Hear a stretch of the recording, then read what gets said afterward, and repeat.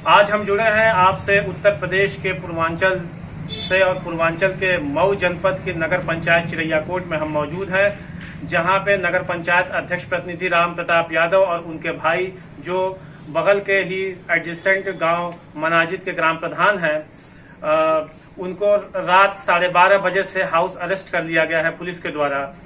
और ये दूसरा मौका है कि जब उनको हाउस अरेस्ट किया। अभी पिछले दिनों जो किसान तमाम विपक्ष और किसान आंदोलन के तहत जो भारत बंद का आह्वान किया गया था, उस दिन भी इनको हाउस अरेस्ट कर लिया गया था पुलिस के द्वारा और संगीनों के साए के तले ये रहे दिन भर, और आज भी ये हाउस अरेस्ट हैं।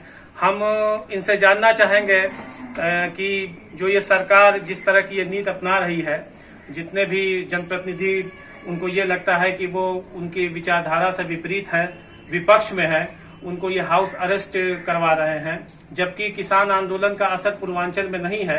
न पूर्वांचल का कोई संगठन किसानों का किसान आंदोलन में शामिल है, न कोई बड़ी रूपरेखा या बड़ी झलक कोई आंदोलन की दिखाई दी पूर्वांचल में। इसके बावजूद ये रवैया जो सरकार का है, जो पुलिस के द्वारा ये करवाया जा रहा है, आपका इसमें क्या कहना है?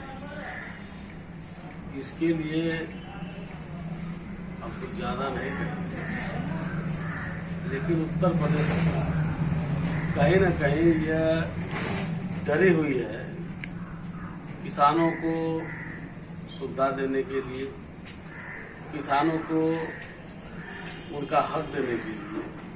यह पूरी सरकार, उत्तर प्रदेश सरकार हो या केंद्र की सरकार हो, कि जब डरती है और अपनी कमी छिपाने के लिए ये हमेशा पुलिस को आगे कर देती है। जब जोगी डरते हैं तब तक पुलिस को आगे करते हैं।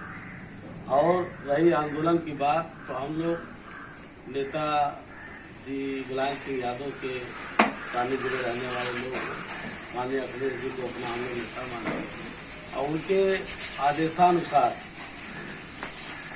जो किसानों के समर्थन में आंदोलन है, उत्तर प्रदेश से हो या देश में कहीं भी जहाँ भी समाजवादी पार्टी का हुक्म होगा, हम लोग आंदोलन करने के तैयार हैं। और जो भी योजना किसानों के भलाई के लिए है, वो ये सरकार जो है दबाना चाहती है।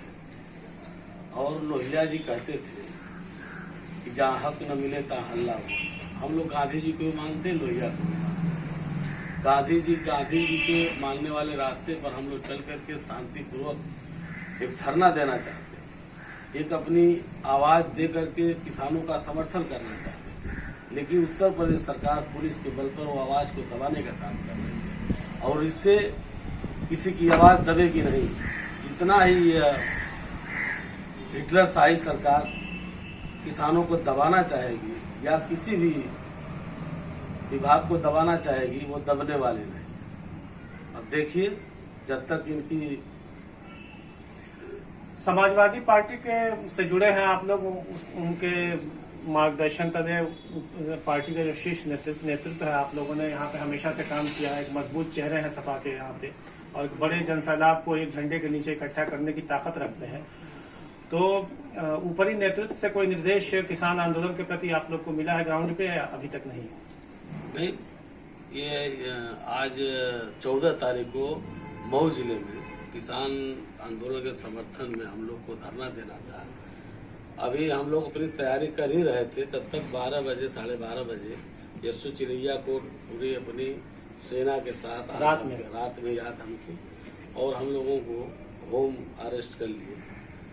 और इसमें पुलिस वाले बेचारे क्या कर सकते हैं? ऊपर का जो दबाव होगा उसी के दबाव के हिसाब से काम करेंगे। इनको तो जिसकी सरकार उसकी भाषा बोलना है, लोकतांत्रिक तरीके से। और ये भी किसान के बेटे हैं। आज इनको उत्तर प्रदेश सरकार या शासन में इनको नौकरी कर रहे हैं, ये भी एक किसान के बेटे, ये भी जानते हैं कि किसानों के साथ क्या हो रहा है, हमारे साथ क्या हो रहा है।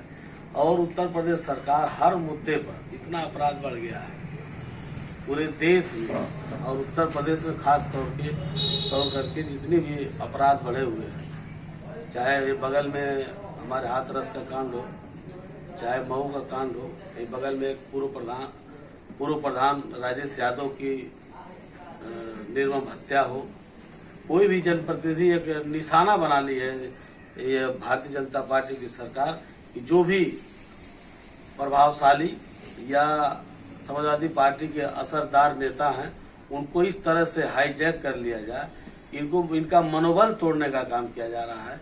आज बताइए, देश में एनआरसी लागू करने के लिए पूरे हिंदुस्तान में उसका विरोध हुआ, लेकिन कोरोना आ गया, सारा चीज खत्म कर दी गया कोरोना के आड़ में। उसके बाद किसान आंदोलन है। किसान जब ये कह रहा है कि मुझको सुविधा नहीं चाहिए, तो ये क्यों दे रहे हैं आप? मैं तो कह रहा हूं कि मुझको नौकरी चाहिए, नौजवान कह रहा है मुझको काम चाहिए, पढ़ा लिखा बीएड घूम रहे हैं लोग, उनको काम चाहिए, काम नहीं दे रहे हैं आप। किसान कह रहा है कि ये बिल वापस ले लीजिए, इस बिल से हमारा नुकसान है। तो जब हमको आप जबरदस्ती दे रहे हैं, हम ले नहीं देने की क्या आवश्यकता है? कहीं न कहीं इसकी आड़ में ये किसी को फायदा पहुंचाना चाहते हैं, और इनका बिल हमेशा, इनका पूरे सारी योजना उद्योगपतियों को फायदा पहुंचाने के लिए, ये समाजवादी पार्टी ही नहीं, पूरे देश में ये जितने भी हिंदुस्तान के या विदेश में भागे हुए उद्योगपतियों को फायदा पहुंचाने के लिए ये सारा खेला हो रहा है। लोकतांत्रिक ढंग से इस देश में हमेशा से सरकार की गलत नीतियों के खिलाफ विरोध प्रदर्शन होता रहा है और होता रहेगा, लेकिन जिस हिसाब से विपक्ष की आवाज को एकदम से दमनकारी नीतियों के तहत दमन करने की कोशिश ये सरकार कर रही है, तो कहीं न कहीं इमरजेंसी की बू आपको आती है, वो काल याद आता है। ये जो है डॉक्टर भीमराव अम्बेडकर, जिन्हें जिस संविधान को हमको अधिकार दिया संविधान बनाने, जो अधिकार लोकतंत्र में, जब भी यह लोहिया जी कहते थे कि जब भी कोई दिक्कत होगी या संसद आवारा हो जाएगा तो सड़कें सुनी हो जाएगी, ये जान लीजिए। आज हमारा संसद आवारा हो। ये थे जयप्रताप यादव जी, जो नगर पंचायत चिरैयाकोट अध्यक्ष प्रतिनिधि राम प्रताप यादव के भाई और मनाजिद ग्राम सभा के प्रधान हैं, हाल के प्रधान हैं। वो बतला रहे थे कि अगर सड़कें सुनी हो जाएंगी तो संसद आवारा हो जाएगा और मनमाने ढंग से एक हिटलरशाही और तानाशाही इस देश में पूरी तरह से परवान चढ़ने लगेगी। उसको तोड़ने के लिए जो रास्ता गांधी जी ने, जो रास्ता लोहिया जी ने दिखलाया, उस रास्ते पे चल करके हमको अपनी आवाज बुलंद करना जरूरी है। यही लोकतंत्र के सेहत के लिए और लोकतंत्र के फलने फूलने के लिए भी जरूरी है। मैं मोहम्मद अख्तर, नेशनल कवरेज।